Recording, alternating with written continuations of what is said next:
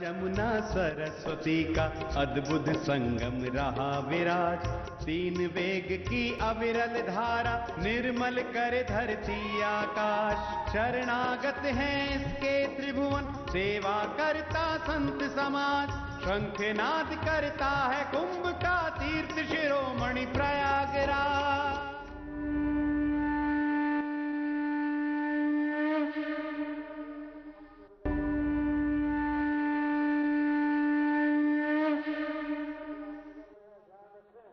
नमस्कार, दूरदर्शन के सजीव प्रसारण कुंभ दर्शन में आपका स्वागत है। जब भी हम कोई कार्यक्रम करते हैं, कोई आयोजन करते हैं, तो हम तमाम लोगों को निमंत्रण पत्र देते हैं, मगर कुंभ एक ऐसा संगम है जिसकी भव्यता अपने आप ही विश्व भर के श्रद्धालुओं को अपनी ओर खींचे लिए आती है। नागा बाबाओं का जमावड़ा, साधु संतों के आश्रम में दिन भर चलने वाले अनेक प्रकार के कार्यक्रम, संगीत की धुनों पर सजती यहां की शाम, कुंभ में संगम तट पर भोर से ही जिस प्रकार लोग आस्था की डुबकी लगाना शुरू करते हैं, तो वो शाम तक खत्म होने का नाम ही नहीं लेता। 18 पुलों के बीच में बसा ये कुंभ शहर एक अपने आप में विशाल भव्यता को ओढ़े हुए है। यहां पर हर प्रकार के रंग आपको देखने को मिल जाएंगे। तो आइए हम सब मिलकर के हर प्रकार के रंगों में सजा इस कुंभ मेले का सजीव प्रसारण देखते हैं और इसके साक्षी बनते हैं। भक्ति योग का ध्यान धरे, दिव्य कुंभ में पुण्य कमाने प्रयागराज की ओर चले।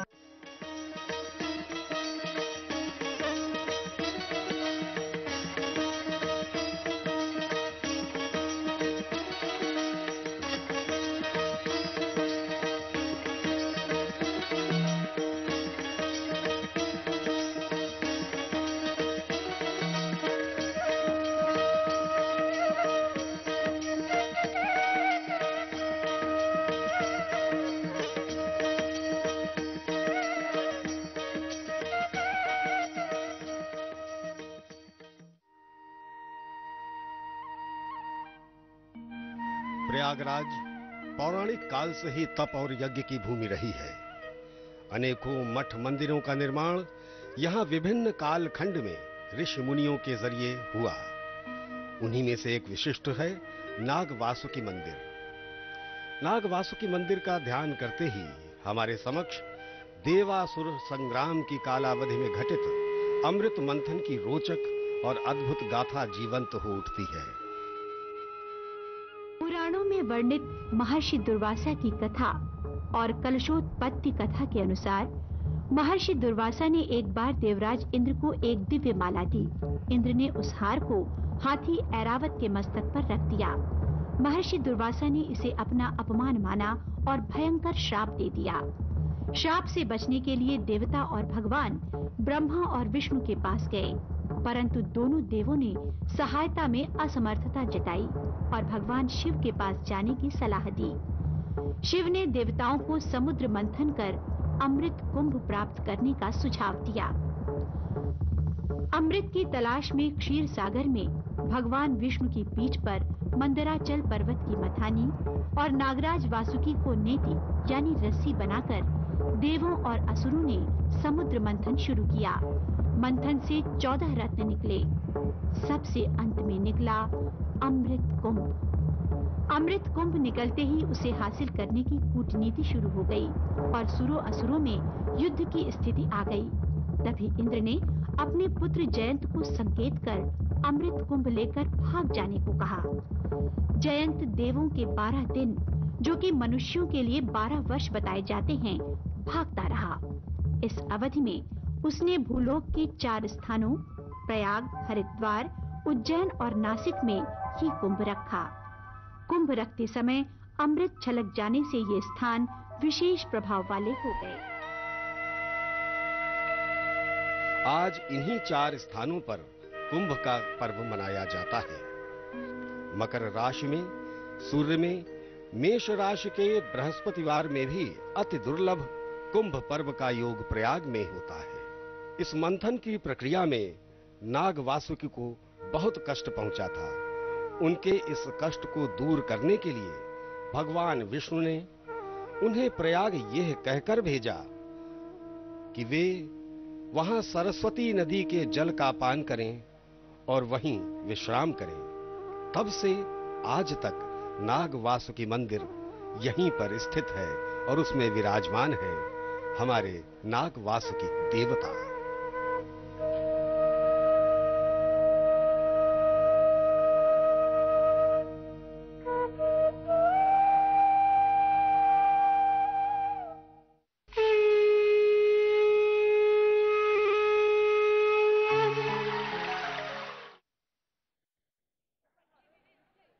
नमस्कार।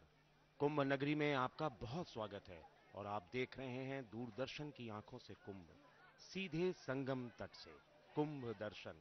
मैं धनंजय चोपड़ा हूं और मेरे साथ कमेंटेटर हैं प्रोफेसर गिरजा शंकर शास्त्री और आनंद शुक्ल। दर्शकों, यह कुंभ है, यह कुंभ का नजारा है। कुंभ हमारे अध्यात्म का, कुंभ हमारी आस्थाओं का, कुंभ हमारी संस्कृतियों का, कुंभ हमारी सामाजिकता का, कुंभ हमारे कायाकल्प का, कुंभ हमारे मोक्ष का।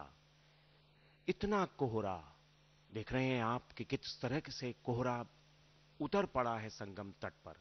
फिर भी आस्थाओं का यह संगम है, आध्यात्म का संगम है, लोगों की आकांक्षाओं का संगम है और सब के सब यहां पर पुण्य कमाने के लिए उपस्थित हैं। प्रार्थना के ये बोल बार बार कौंध जा रहे हैं, बार बार कर जोड़कर सविनय करूं पुकार, साधु संग मोहि दीजिए परम गुरु दातार। कोहरा है तो क्या हुआ, नहाएंगे और उस पुण्य को कमाएंगे जिसके लिए हम आए हैं। प्रार्थना के ये बोल कुंभ नगर में चरितार्थ होते मिलते हैं। यह नगरी बसती ही इसीलिए है कि देश विदेश से आए श्रद्धालु न केवल साधुओं के साथ सत्संग करने का पुण्य लाभ उठा सकें, बल्कि ध्यान, स्नान, दान का पुण्य कमाएं। ये नगरी ही है अपनी आस्थाओं को लेकर यहां आने की, अपनी परंपराओं को यहां लेकर आने की। ये जो दृश्य हमारे सामने उपस्थित हो रहा है, यह दृश्य हमें दृढ़ता देता है, यह दृश्य हमें मजबूती देता है अपने अध्यात्म से जुड़ने का, अपनी सामाजिकता से जुड़ने का। आप देखिए, कुंभ कहीं कहीं भी प्रस्तुत हो जा रहा है, भले ही इतना कोहरा, इतनी ठंड, लेकिन कहीं कोई कदम रुक रहे हैं क्या? कहीं कोई रुकने के लिए तैयार नहीं है।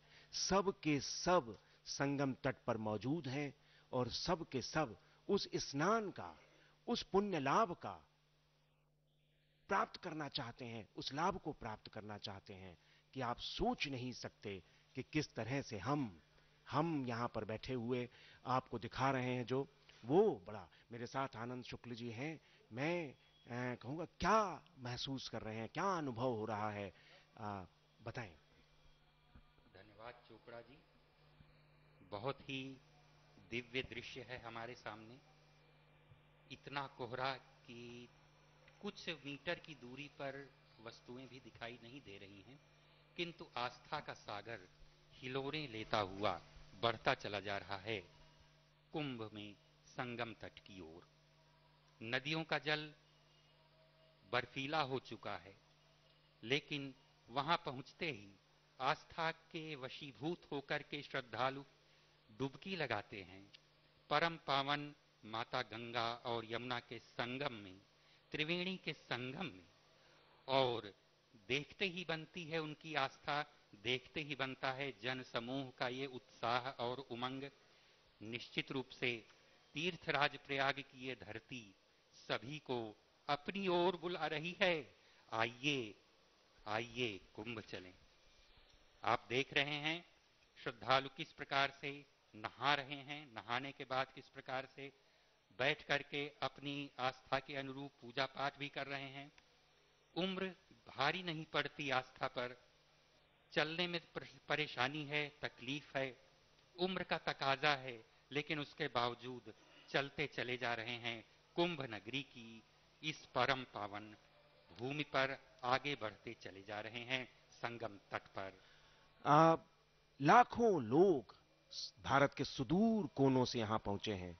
शताब्दियों से यह चली आ रही यह तीर्थ यात्रा भारतीय संस्कृति का जीता जागता प्रतीक दिखाई देती है।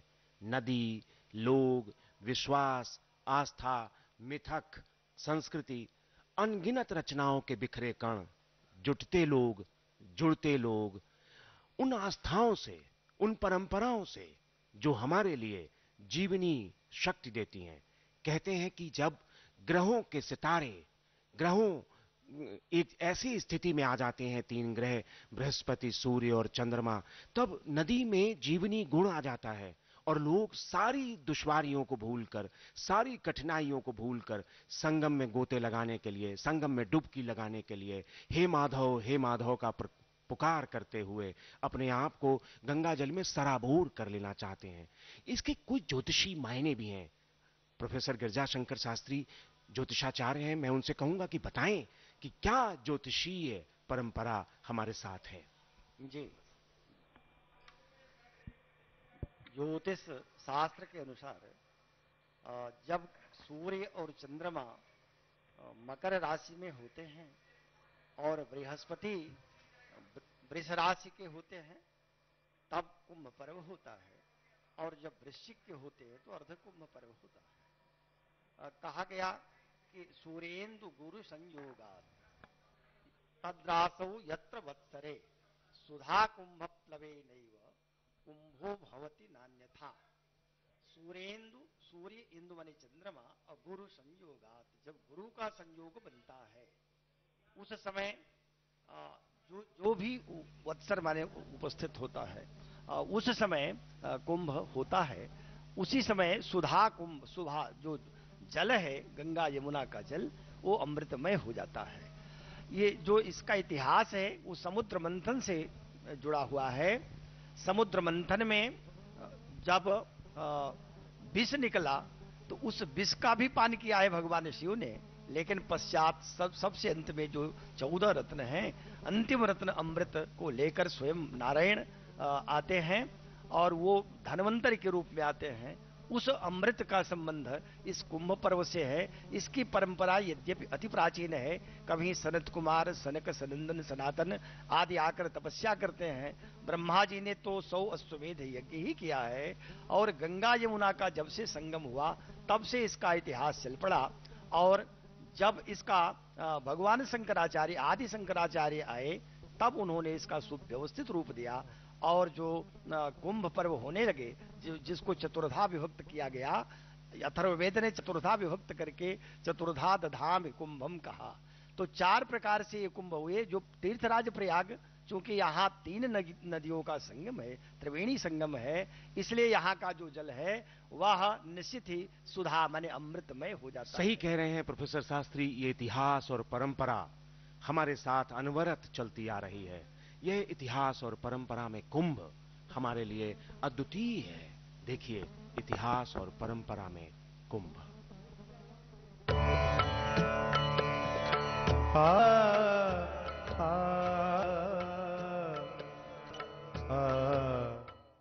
हिंदुओं के पवित्र नगर प्रयाग का प्राचीन काल से अत्यधिक महत्व रहा है। प्रयाग का सर्वप्रथम उल्लेख ऋग्वेद में मिलता है, जिसमें इसे पवित्र तीर्थ की संज्ञा दी गई है, जहां पर 2 नदियां सफेद और श्यामली आपस में मिलती हैं। इसमें उल्लेख मिलता है कि जो व्यक्ति इन 2 नदियों के संगम में डुबकी लगाता है उसे दिव्य अनुभूति प्राप्त होती है तथा व्यक्ति वहां पर जल समाधि लेकर प्राण त्याग देता है, उसे मोक्ष मिलता है। इसके अतिरिक्त प्रयाग का वर्णन महाभारत वन पर्व तथा रामायण में भी मिलता है। महाभारत में प्रयाग को सर्वाधिक पवित्र तथा सभी तीर्थों में अग्रणी बताया गया है, जिसमें कहा गया है कि प्रयाग स्वयं देवताओं द्वारा पूजित है। पवित्र संगम में स्नान कर व्यक्ति 10 अश्वबलियों का पुण्य प्राप्त करता है तथा अपने पूर्वजों का भी उद्धार करता है। संगम में स्नान करके व्यक्ति तीनों लोकों में यश की प्राप्ति करता है तथा राजसूय और अश्वमेध यज्ञ के समान पुण्य का भागीदार भी बनता है। इसके अतिरिक्त पुराणों में भी प्रयाग की महत्ता तथा माहात्म का वर्णन बराबर मिलता है। अग्नि पुराण के अनुसार ये सारी चीजें रेखांकित होती हैं। प्रयाग का एक तीर्थ के रूप में उल्लेख प्राचीन काल तथा मध्यकाल के विदेशी यात्रियों से भी मिलता है। अलबरूनी और मनुची ने अपने विवरणों में प्रयाग का उल्लेख पवित्रों में भी पवित्र तीर्थ के रूप में किया है। कुछ विद्वानों का मानना है कि ज्योतिषीय दृष्टि से सूर्य, चंद्र तथा गुरु की नक्षत्रीय स्थिति एक पवित्र क्षण का निर्माण करती है। इसका उल्लेख ऋग्वेद तथा अथर्ववेद में भी प्राप्त होता है। 15वीं सदी के उत्तरार्ध में विभिन्न अखाड़े अस्तित्व में आए। संभवतः इसका उद्देश्य अपने मतों की आक्रांताओं से रक्षा करना था। इन अखाड़ों से जुड़े संत प्रयाग में, संगम में पवित्र स्नान तथा अपने गुरुओं से, जो कि प्रयाग में होते थे, उनका आशीर्वाद प्राप्त करने हेतु एकत्रित होते थे। क्योंकि नक्षत्रों का यह संयोग 6 तथा 12 वर्षों में आता है, अतः इसका एकत्रीकरण भी इसी समय पर होता है। कुंभ शब्द का अभिप्राय एक घर से नहीं है, जैसा कि सामान्यतः समझा जाता है। इसका अभिप्राय आकाश तथा चेतना से है। जब सूर्य कुंभ राशि में प्रवेश करता है, तब यह कुंभ कहलाता है। कुंभ मेला विभिन्न समय पर प्रयाग के अतिरिक्त हरिद्वार, नासिक तथा उज्जैन में भी लगता है। नक्षत्रों की स्थिति तथा ज्योतिषीय गणनाओं की कुंभ में महत्व संभवतः विदेशी यात्रियों के समझ में नहीं आया होगा। इसी कारण वे कुंभ मेले के नामकरण का विश्लेषण तथा वर्णन करने में संभवतः असमर्थ रहे हैं।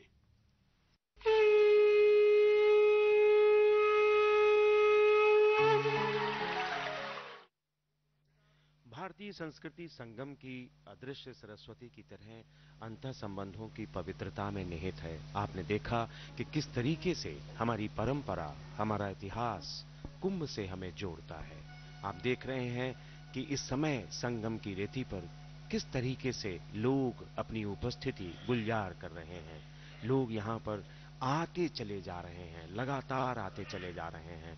और संगम जो कभी संस्कृतियों और परंपराओं के मेले के लिए हमारे सामने होता है, वो आज जन समुद्र के रूप में हमें दिखाई दे रहा है।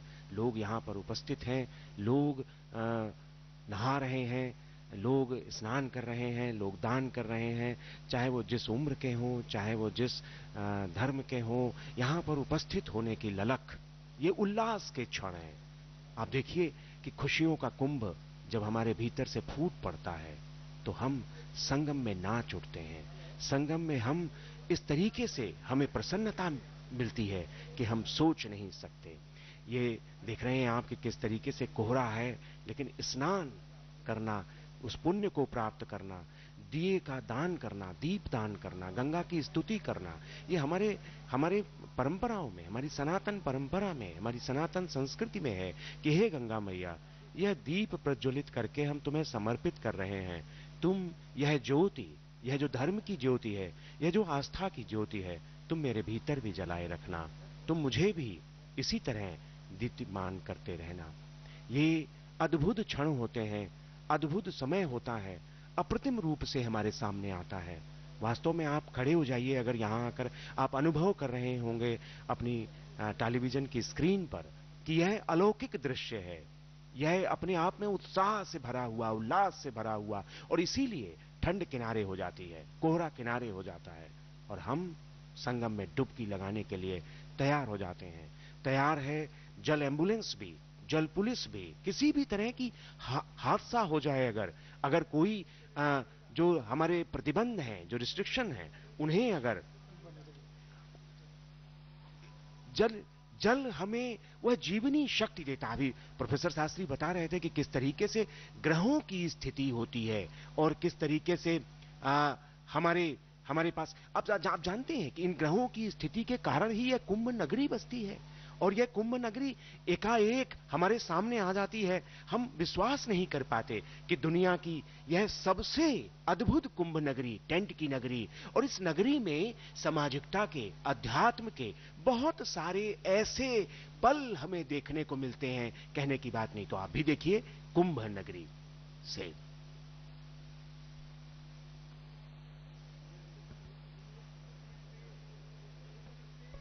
ये समय है, आप देख रहे हैं कि हमारी कुंभ नगरी में किस तरीके से दिखाई दे रहा है। लोग आ रहे हैं, लोग बड़े अच्छा। ये हमारे साथ जो पुलिस मित्र लगाए गए हैं, बहुत सारे विश्वविद्यालय के विद्यार्थी लगे हुए हैं पुलिस के साथ, जो लोगों को गाइड कर रहे हैं, जो लोगों को बहुत बेहतर ढंग से उस छोर तक ले जाना चाहते हैं कि वहां से जुड़ जाएं। देखिए भीड़ में एक साधु दिखाई दे रहे हैं, जोगिया वस्त्रधारी, जो लाठी लेकर चले आ रहे हैं। यही वो नगरी है, यही वो नगरी है जिस पर हमें गर्व होता है। आप भी जुड़िए इस कुंभ नगरी से।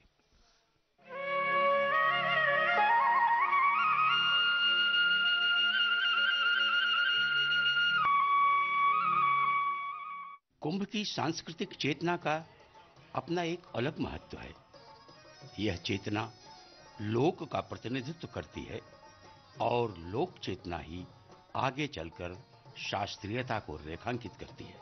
यही लोक और सांस्कृतिक चेतना का उल्लास है, उत्सव और संकीर्तन की परंपरा है, जो मुक्त होकर हमें भी झुमा देती है। चाहे अमृत मंथन की शास्त्रीयता हो या विपरीत मौसम में सिर पर गठरियों का बोझ लादे पैदल चलते हुए संगम की रेती पार करते हुए त्रिवेणी में डुबकी लगाने की चाहना और भावना हो। गंगा स्नान के लिए देवताओं में भी जैसे एक स्पर्धा सी चल रही है। यह संकीर्तन निश्चय ही यही कुछ कह रहा है।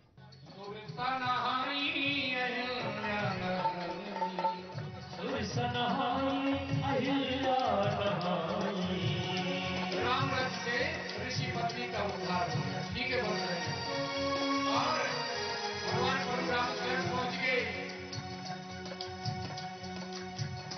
मैया सबरी, एक मैया सबरी नहाए देवे, एक हवाए जाने कथा गंगा जल से बही जाए तो देखो। राम कथा गंगा जल से बही जाए तो देखो।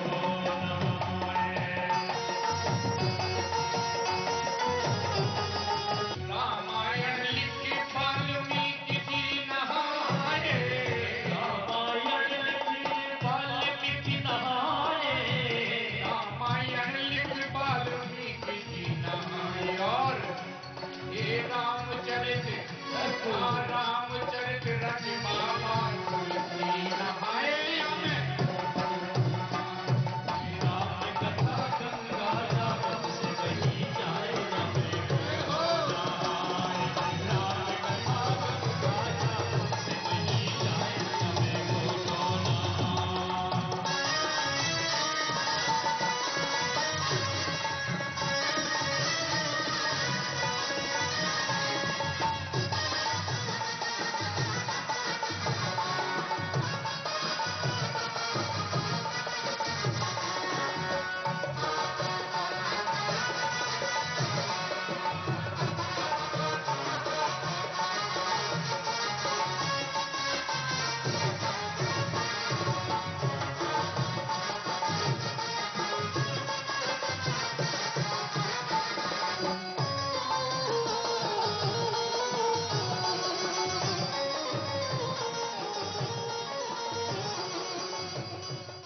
विभिन्न संत समाज की यह मुक्त थिरकन आखिर कुछ तो कहती है।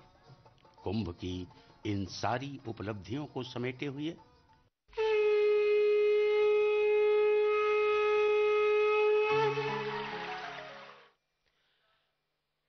ये जनमानस का कुंभ, ये हमारा कुंभ, लेकिन ये हट है। ये हट है कि चाहे जितनी भी दुश्वारियां आएंगी, हम संगम तट पर पहुंचेंगे। हट ना होता तो शायद कुंभ ना होता। यह दानवों का हट ही था कि समुद्र मंथन से निकला सारा अमृत उन्हें मिलना चाहिए, और देवता इस हठ पर कायम थे कि वे ऐसा होने नहीं देंगे। दोनों के हठ ने अमृत कुंभ की छीना झपटी करा दी और अमृत की 12 बूंदें छलक पड़ी, 8 स्वर्ग में और 4 पृथ्वी में। पृथ्वी में जिन 4 स्थानों में बूंद गिरी, उनमें से एक प्रयाग में इस समय हम हैं और आपको वहां के दर्शन करा रहे हैं, कुंभ दर्शन के रास्ते। सच कहा जाए तो हट करने की परंपरा कुंभ में रची बसी है। आप देखिए ना, आपको दिखाई दे रहा है कि संगम तट पर यह हट ही है कि चारों तरफ कोहरा है, ठंड है, लेकिन हम हैं कि वहां पहुंच कर रहेंगे। शासन प्रशासन का हट है कि वह कुंभ को सबसे दिव्य और भव्य कराएगा। श्रद्धालुओं का हट है कि वे यहां पहुंचकर पुण्य को प्राप्त कर ही लेंगे। बाजार का भी हट है और सबसे बढ़कर उन योगियों और साधुओं का हट होता है जो यहां तप में लीन हो जाते हैं। यह हठ योग है। गिरजा शास्त्री जी से मैं कहूंगा कि ये हठ योग क्या है? जी, हठ योग का एक भेद है। कुल योग की जो परिभाषा किया भगवान पतंजलि ने, उन्होंने कहा योगश्चित्त वृत्ति निरोध, चित्त की वृत्तियों का निरोध ही योग है। और अष्टांग योग कहा 8 भेद करते हुए, यम नियम आसन प्राणायाम प्रत्याहार धारणा ध्यान और समाधि। तो जिसमें यम नियम आसन प्राणायाम प्रत्याहार, ये 5 तो हठ योग के अंतर्गत है। हठ में ही नेति धूति भस्ती कपालभाति अनुलोम विलोम भस्त्रिका प्राणायाम आदि आते हैं। लेकिन जो 3 बाद के हैं उसको धारणा ध्यान समाधि, इसको राजयोग की श्रेणी में रखा गया।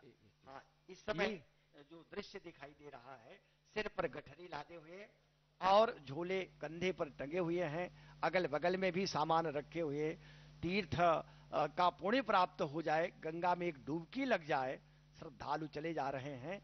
कोहरे का किसी प्रकार की चिंता नहीं है। और इस कोहरे में भी जो जितने मनोभाव से चले आ रहे हैं, श्रद्धा लूटने, श्रद्धा रखते हुए पुण्य लूटने चले आ रहे हैं, छोटे बच्चे और यहाँ बूढ़े नवयुवक, सभी स्त्रियां पुरुष नर नारी आकर के संगम में डुबकी एक लग जाए, हमारे सारे पाप धुल जाएं, सारे पुण्य प्राप्त कर ले। इस दृश्य को हम प्रत्यक्ष देख रहे हैं। ये एक बड़ा अवसर होता है। दिखाई दे रहा है कि किस तरीके से जनमानस आ रहा है। वो कैलाश गौतम की लाइन है कि भक्ति के रंग में रंगल गांव देखा, धर्म में करम में सनल गांव देखा, अगल में बगल में सगल गांव देखा। ये जनमानस का कुंभ है, ये जनमानस का कुंभ है। और ये जनमानस एक तरीके से जन समुद्र, जन जमघट, जन आस्था का सैलाब उमड़ पड़ता है। आप भी जुड़िए इस जनमानस में के कुंभ से। कुंभ में जनमानस, ये बहुत ही अद्भुत क्षण है, अद्भुत क्षण है। जिस तरीके से दिखाई दे रहा है, एक बहुत बेहतरीन पंक्तियां जब सुमित्रानंदन पंत की कि जन पर्व पे आज उमड़ा नहान को जन समाज, गंगा तट पर सब छोड़ काज। देखिए ना, सारे काज छोड़कर केवल एक लक्ष्य है कि हम किसी तरीके से वहां पहुंचे। आपको संगम तट दिखाया जा रहा है और उस संगम तट पर आप देख रहे हैं कि पक्षियां हैं, पक्षी उड़ रहे हैं, नावें चल रही हैं और हमारा यह जन समुदाय। तो आप देखिए कि जनमानस में कुंभ किस तरीके से अवतरित होता है।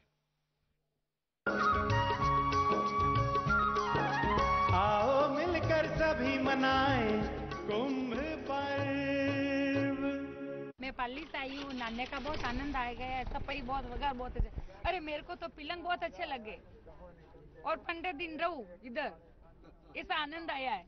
मैं छत्तीसगढ़ से आई हूँ, पूरा मोर पूर्वज यहाँ आके उन लोग के हृदय जुड़ा गए हैं, तो मैं भी यहाँ आई हूँ कि मेरे पूर्वज से भी मुलाकात हो गए, पूरा दर्शन से मुलाकात हो गए और पूरा मेरे देख के भी सब भाई जनता लोग सभी आ सकते हैं। यहाँ मेला में बहुत व्यवस्था अच्छा है, कोई प्रकार घबराने की जरूरत नहीं है, अच्छा सफाई भी है, बाहर बट्टा के खाना पीने के सब चीज बहुत अच्छा व्यवस्था अच्छा है। सभी भाई लोग मेला में कुंभ का आके स्नान करे जाए, बहुत अच्छा है यहाँ की व्यवस्था। सर मैं झांसी से आया हूँ, लोगों ने बताया था कुंभ में निःशुल्क बस सेवाएं हैं, वो मैंने देखी, निःशुल्क बस सेवाएं हैं। यहाँ आके हमें बहुत अच्छा लगा। इतना अच्छा लगा सर, बयान करना ही मुश्किल है क्योंकि इतना आज तक हुआ नहीं है। मैं जब से लगभग मैं 7-8 साल का था तब से आ रहा हूँ, मेरे परिवार भी आया था और जब से मैं आना स्टार्ट हुआ, आज 25 साल की एज हो गई, 26 की, आज तक मैंने इतना इंतजाम नहीं देखा। मैं ओडिशा से आया हूँ और एक कुंभ मेला में पहली बार इधर जब आया, मेरा दिल में कभी नहीं सोचा था कि कुंभ मेला कैसा है और उधर साधु संत का कैसा है ये मेरा को नहीं मालूम है। लेकिन मैं इधर जब आया, मेला में स्नान किया, उसके बाद साधु संत का हर साधु संत का सामने देखा, मेरा को अच्छा लगा और पहले वाला कुंभ मेला में मैं आने के लिए दिल भी रखा है और मेरा बहुत अच्छा लगा। It's a beautiful feeling we have about this Kumbh Mela. It's a big event. We don't have such a big event like this in France, and we are really impressed by all the organization and how you Indians, you're welcome, which are really nice to us. And we really thank you everyone for the beautiful moment we are spending here. So thank you very much for all this. We're having a great Kumbh Mela, which is really important for my friend and for us. So thank you. हम दिल्ली से आए sir. तो आप पहली बार कुंभ में आई हैं, इसके पहले आ चुकी हैं? नहीं, मैं कुंभ में तो पहली बार ही आई हूँ, वैसे मैं 3-4 बार आ चुकी हूँ यहाँ पर। तो आपको यहाँ कैसा महसूस होता है? बहुत अच्छा। और कुछ बताना चाहें मेले के बारे में यहाँ के? इतनी सुविधा है, इतनी अच्छी उन्होंने योगी जी ने बहुत करा, बहुत ज्यादा इंतजाम कर रखा है। हम जैसा कोई यहाँ तक आने का मौका मिला, बहुत बड़ी खुशी हुई हमें। महाराज जी को भी नाम बता। वैसे किसी की गाड़ी नहीं आने देते, हमारी गाड़ी यहाँ तक आने दी है। हमें बहुत अच्छा लगा, घूम करके बहुत प्रशंसा हुई इनकी। Pour moi, c'est une bénédiction divine.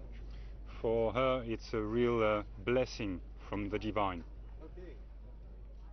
I am very touched. Je suis très touchée intérieurement, mais je suis ici parce que c'est mon chemin. Je suis venue rencontrer mon ami Surendra Puri qui m'a invitée. She came here to visit Surendra Puri, which is one of her friends, a really good friend, and she's really touched of being here at the Kumbh Mela. It's really important for her to be here. पहले तो कुंभ में बहुत ज़्यादा गंदगी होती थी क्योंकि कितने सारे लोग आते थे तो हर किसी को बोलना तो पॉसिबल नहीं है, वो गंदगी करते थे।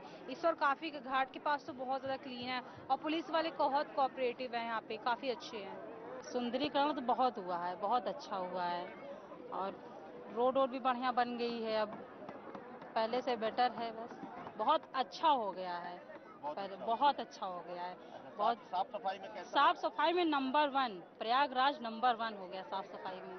2 महाकुंभ कर लिए हमने यहाँ के और माघ महीने के भी 4-5 कुंभ कर लिए। तो कैसा आनंद रहता है कि इस बार कैसा रहा? इस बार तो ऐतिहासिक रहा है यहाँ का अनुभव और वैसे यहाँ व्यवस्थाएं बहुत बढ़िया रहती है। इलाहाबाद में प्रयागराज में जो भी व्यवस्थाएं बनाई जाती बहुत बढ़िया। इस बार तो और भी ज्यादा अच्छी व्यवस्थाएं बनाई गई। मैं जूना अखाड़े में था करीब 15-20 दिन से, वहाँ भी एक से एक मूर्तियाँ आई हैं, एक से एक संत आए, दिग्गज लोग आए हैं, उनका भी भारी उत्साह है। योगी जी ने बहुत अच्छी व्यवस्था और जो शासन प्रशासन जिन्होंने भी जो व्यवस्था है संभाली है, बहुत बढ़िया संभाली।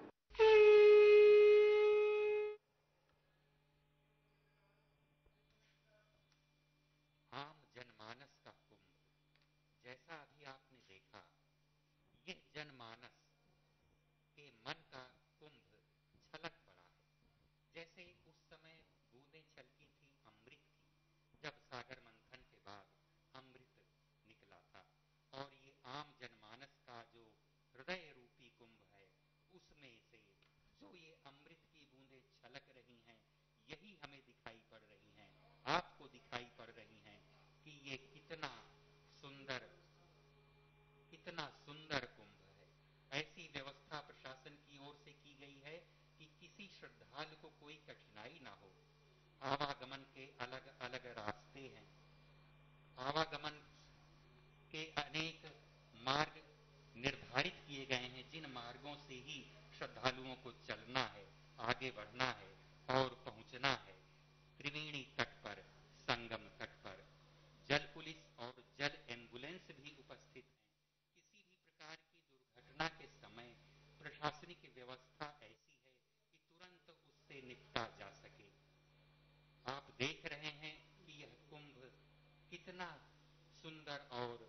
निराला लग रहा है अपने में।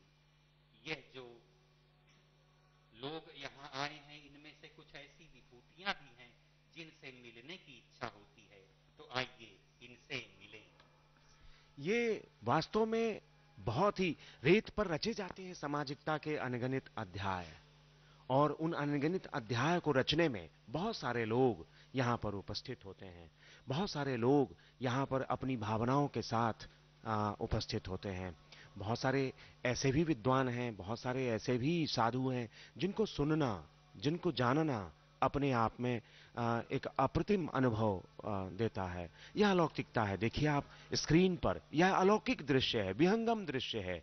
लोगों के बीच में अगर आप उपस्थित हो जाएंगे तो मन उल्लास से भर उठेगा। मन, एक तरीके से कहा जाए तो वह उत्साह, खुशियों का कुंभ फूट पड़ेगा और कूद पड़ेंगे। मैंने देखा कि पिछले नहान के अवसर पर जब स्नान चल रहा था तो एक ऑस्ट्रेलियन श्रद्धालुओं का जोड़ा था जो कि बहुत देर तक सोचता रहा कि जाऊं कि ना जाऊं संगम में, और एकाएक जब नहान ने उसमें उल्लास भर दिया और वो कूद पड़ा संगम के भीतर, और फिर उसने वह अनुभव प्राप्त किया जिसको प्राप्त करने के लिए देश विदेश से श्रद्धालु यहाँ पर उपस्थित होते हैं। यह हमारी खुशियों का कुंभ है, ये हमारी मन्नतों का कुंभ है, ये हमारी इच्छाओं का कुंभ है। और देखिए, अब आप मिलिए उन लोगों से जिनके पास बहुत सारा कुछ बताने के लिए है। इनसे भी मिलिए, इनसे मिलिए।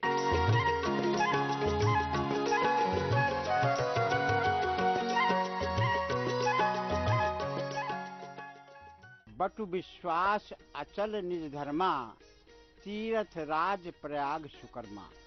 बटु का नाम बट वृक्ष है। बटु वृक्ष है। बटु वृक्ष का महत्व इस प्रकार से है, जिस प्रकार से प्रलय होती है और प्रलय होने के बाद यहाँ पर बटु वृक्ष के ऊपर भगवान जो आदि शक्ति स्वरूप सृष्टि करता है वो शीश के रूप में विद्यमान रहते हैं, और उस शीश के अंदर पूरा विश्व समाहित रहता है। बाकी समुद्र, पृथ्वी, पहाड़, पेड़, वृक्ष, जीव जंतु, मनुष्य सब उस प्रलय काल में समाहित हो करके सब उस शीश के अंदर समाहित हो जाते हैं, जिसके द्वारा प्रयागराज जो है ये तीर्थ, सभी तीर्थों का राजा प्रयागराज है। सब तीर्थ बार बार गंगा सागर एक बार, उसी प्रकार से सभी तीर्थों, क्योंकि गंगा सागर भी तीर्थ है। इसका मिलान भागीरथी गंगा, हरिद्वार, प्रयाग, गंगा, जमुना, सरस्वती का संगम होता है इस प्रयाग में। और इस प्रयागराज दिव्य और भव्य कुंभ मेले में संसार की, विश्व की, स्वर्ग, सातों लोकों के जितने भी देवता, दैत्य, किन्नर, गंधर्व, ये सब विद्यमान होते हैं। प्रयागराज के इस दिव्य और भव्य कुंभ में जहां जिस तरफ निगाह डालिए बस साधु महात्माओं के एक से एक आश्रम और अखाड़े, और उनमें जहां तहां चल रहा है यज्ञ, धूनी रमी हुई है। ऐसे माहौल में इतने संत महात्मा यहां उपस्थित हैं कि गिनती करना संभव नहीं, किंतु उनमें भी कुछ ऐसे विशिष्ट हैं जिन तक हमने पहुंचने का प्रयास किया और उनकी वाणी को आप तक पहुंचाने का भी।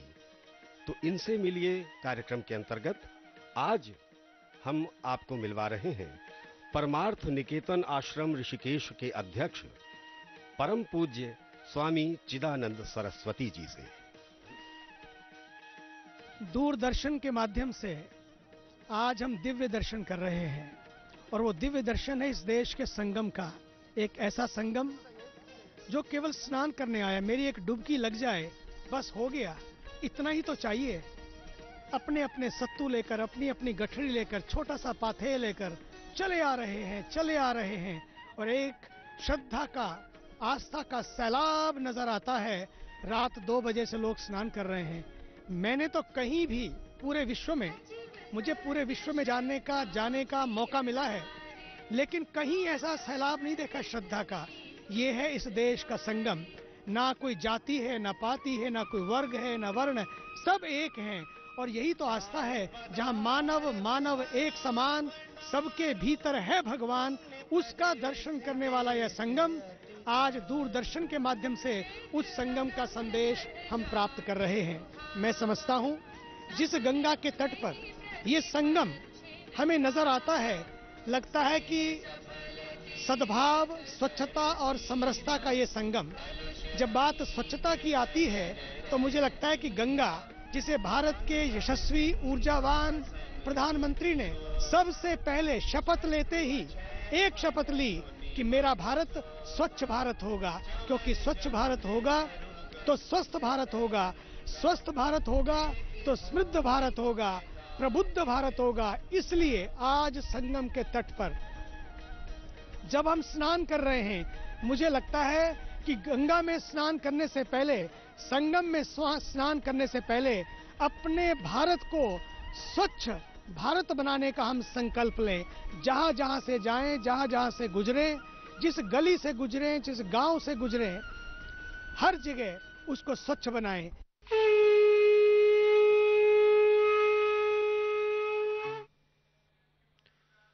देखा आपने कि किस तरीके से यह ज्ञान का भी कुंभ है, विचारों का भी कुंभ है, अपने भीतर का कुंभ है जो उमड़ उमड़ कर बाहर आ रहा है। यह लोक का कुंभ है। शास्त्री जी हमारे साथ हैं। यह लोक का कुंभ है। कहें कुछ।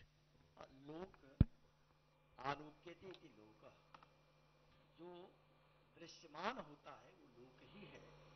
और लोक शब्द कहे कि शास्त्र तो अनेक हैं, अनेक शास्त्रम बहुलास्य विद्या, लेकिन सभी शास्त्रों पर यदि कोई शास्त्र भारी है तो वह है लोक शास्त्र। लोक की जो परंपराएं होती हैं वह अन्य शास्त्रों में हो न हो, पर लोक उसको जिसको स्वीकार कर लिया वो सदा वो परंपरा चलती रहती है। तो यहाँ जो ये परंपरा दिखाई पड़ती है, आस्था, ये आसमंतात तिष्ठति, माने नख से लेकर सिख तक ये परंपरा विद्यमान हो गई कि हमको किसी भी रूप में त्रिवेणी के तट पर पहुंचना है और गंगा यमुना में डुबकी लगाना है उस पावन पर्व में, जबकि आकाश से भी, पाताल से भी और पृथ्वी से तो लोग आते ही हैं। इसमें प्रमाण है, संत कवि गोस्वामी तुलसीदास जी कहते हैं कि देव तनुज किन्नर नर श्रेणी सादर मज्जहि सकल त्रिवेणी। तो संपूर्ण लोग कहां से? देव तो आकाश से ही आते हैं, वो भले मनुष्य रूप में आते हों, पक्षी रूप में आते हों, किसी रूप में आए, देव दनुज और दनुज भी आते हैं, ये तो पाताल लोक से ही आते हैं जहां बलि का राज है। और किन्नर नर श्रेणी, मनुष्यों का समुदाय तो पृथ्वी लोक से आता है। तो यहाँ क्या जल, क्या थल, क्या नभ, आकाश पाताल और पूरब पश्चिम उत्तर दक्षिण संपूर्ण भूमंडल कह सकते हैं कि पृथ्वी पूरी यहाँ कुंभ के रूप में यत्र विश्वम भवत्येक नीडम, जो वेदकारी सी कहता है कि जहां, हाँ यहाँ ये प्रत्यक्ष में दिखाई पड़ रहे हैं सिक्योरिटी गार्ड, ये रक्षा में लगे हुए हैं, किसी को किसी प्रकार की कठिनाई न हो, आने वाला प्रत्येक श्रद्धालु ठीक से स्नान करे और अपने गंतव्य को जाए, अपने श्रद्धा को पूर्ण करे, यहाँ प्रत्यक्ष दिखाई पड़ रहे हैं। तो निश्चित ही सरकारी व्यवस्था बहुत सुंदर है, सबको सारी सुविधा मिल रही है। ये लोक जो है निश्चित ही लोक परंपरा सर्वश्रेष्ठ परंपरा है। आज तीर्थराज प्रयाग में आज पुण्य भूमि है ये, जहां आकर के सब स्नान करके अपने को धन्य बना रहे हैं। तो ये देखें, ये संत कितनी उम्र है पर स्नान करके सूर्यार्घ दे रहे हैं और अपने को धन्य बना रहे हैं, कृतकृत्य बना रहे हैं। युवक हैं और डुबकी लगा रहे, बच्चा है, डुबकी लगा करके ये भी अमृत की प्राप्ति कर रहे हैं। अमृतत्व तो यही है कि हम अपने को आत्मबोध कर लें और हम इस लोक को तो सुधारें, पर लोक भी हमारा सुधर जाए। स्नान करके तुरंत पूजन, दान और हवन इत्यादि ये सब यहाँ दिखाई दे रहा है। सच है यही प्रोफेसर शास्त्री ने जो कहा कि हमारी लोक आस्थाओं का कुंभ है। हमारी आस्थाएं इतनी बलवती होती हैं कि हम अपने आप को रोक नहीं पाते, उनका अनुसरण करते हैं, उनका पालन करते हैं। हमारी आस्थाओं में ही कुंभ है, हमारे भीतर जो कुंभ है, हमारे भीतर जो आस्था है उसकी मजबूती ही हमें यहां तक खींच लाती है। यहां तक देखिए आप कि यह सामूहिकता, यह सामाजिकता और कहां मिलेगी। पूरी दुनिया में यह दृश्य नहीं दिखाई देता और यही वजह है कि हमारा लोक यहां पर आकर अपने आप को एक तरीके से गर्व का अनुभव करता है। आप देखिए कि किस तरीके से लोग स्नान किए जा रहे हैं। हल्की धूप अब दिखाई देनी शुरू हुई है और कोहरा छट गया है। कहते हैं ना कि जब मन का कोहरा छट जाए तब हमें पुण्य का लाभ, तब हमारे मन, कबीर भी कहते हैं कि चली है कुलवधु गंगा नहाइन जमुना नहाइन 100 मन मैल लीन चढ़ाए। तो जब मैल हमारा हट रहा है तो ये आस्थाओं का कुंभ और यही वजह है कि हमारा लोक पूरी आस्था पर निर्भर होता है। आइए देखें लोक आस्था में कुंभ।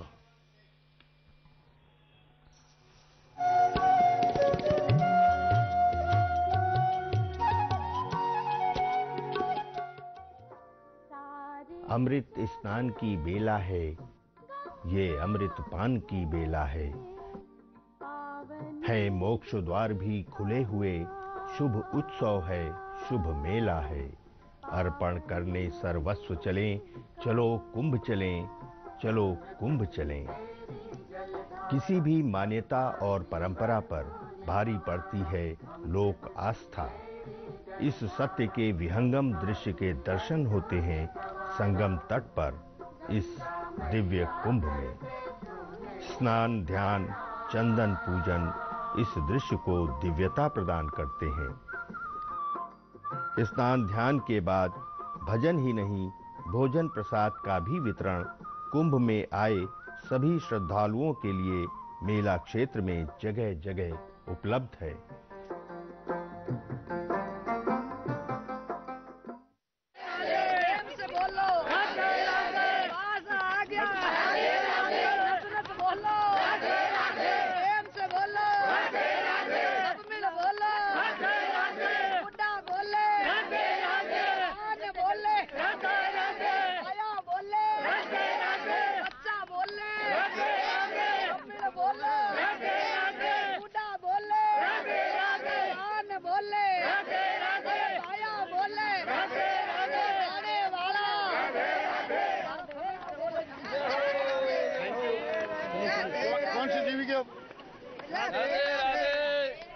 यहाँ के लिए कहा गया है अश्वमेध सहस्त्राणी वाजपेय शतानी च। हजारों अश्वमेध यज्ञ करें, सैकड़ों वाजपेय यज्ञ करें, कलाम नारहंति खोड़सिम, तो सब पुण्य मिलकर के यहाँ पर जो पुण्य कार्य किया जाता है, त्रिवेणी संगम में स्नान, यहाँ पर जप, तप, स्वाध्याय, हवन, उसके 16वें अंश के बराबर भी वो सारे पुण्य मिलकर के नहीं होते हैं।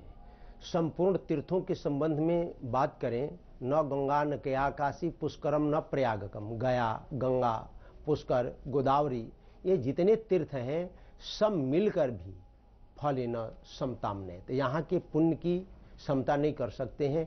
इसलिए यहाँ का महत्व विशेष है। यहाँ पर यदि इस कुंभ के पावन अवसर पर त्रिवेणी संगम में स्नान किया जाता है, साधु संतों का दर्शन किया जाता है, जप किया जाता है, तप किया जाता है, तो उसको सीधे मोक्ष की प्राप्ति होती है।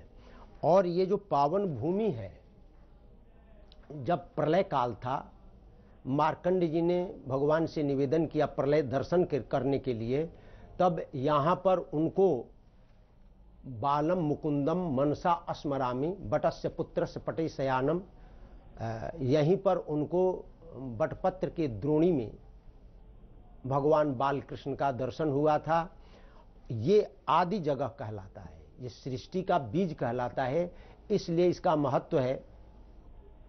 और जब ये माघ मकरगत रवि जब होई, तीर्थ पति ही आव सब कोई, यहाँ जितने तीर्थ हैं, जब माघ का ये माघ मास में सूर्य जब मकर राशि पर आते हैं तो संपूर्ण तीर्थ यहीं पर निवास करते हैं। ये पौराणिक मान्यताओं के आधार पर स्कंद पुराण में, अन्य पुराणों में इसका प्रसंग, इसका वर्णन मिलता है, इसलिए लोग आते हैं यहाँ पर दर्शन करते हैं। और ये विश्व का सबसे बड़ा मेला है संतों का। इतना बड़ा मेला विश्व में कहीं भी संतों का नहीं होता है। जितने तपस्वी हैं, त्यागी हैं, बैरागी हैं, जो सालों भर कंदराओं में रहते हैं, वो भी इस अवसर पर यहाँ पर उपस्थित होते हैं। इसलिए यहाँ का महत्व विशेष माना गया है।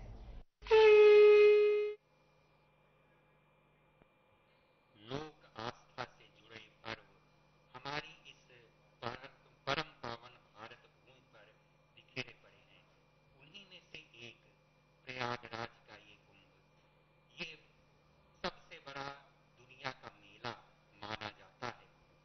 आप अपने स्क्रीन पर देख रहे हैं किस प्रकार से व्यवस्थाएं हो रही हैं, किस प्रकार से व्यापारी वर्ग भी अपनी अपनी ऊर्जा को समेटे यहाँ चला आ रहा है, किस प्रकार से हर वर्ग, धर्म, हर संप्रदाय के लोग यहाँ आपको दिखाई दे रहे हैं। कोई उम्र की सीमा नहीं है, कोई जन्म का बंधन नहीं है, सब यहाँ आकर के एकाकार हो जाते हैं।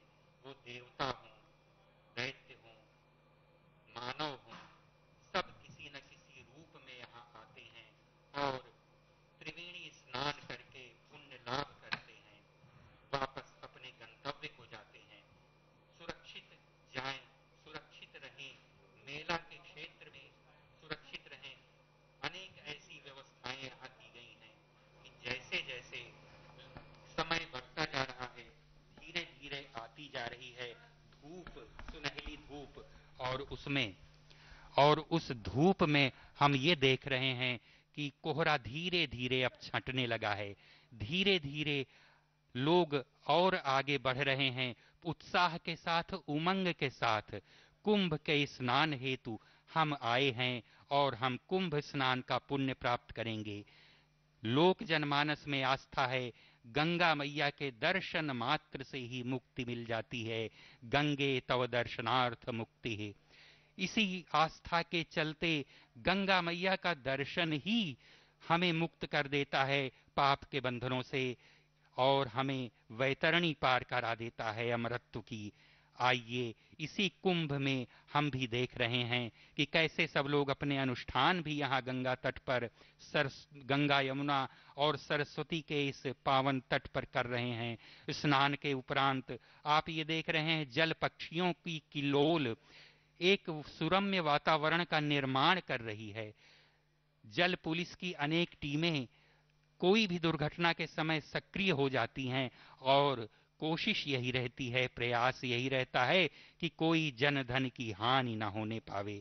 आप देख रहे हैं किस प्रकार से खुला हुआ ये क्षेत्र, कोहरे से मुक्त होता हुआ ये संगम नगरी का क्षेत्र अपने आप में एक अलौकिक आभा से देदीप्यमान हो रहा है। आइए शास्त्री जी से जानते हैं आगे का विवरण। सुंदर दृश्य है। लोग अपने आस्था विश्वास को दृढ़ करते हुए त्रिवेणी में स्नान कर रहे हैं।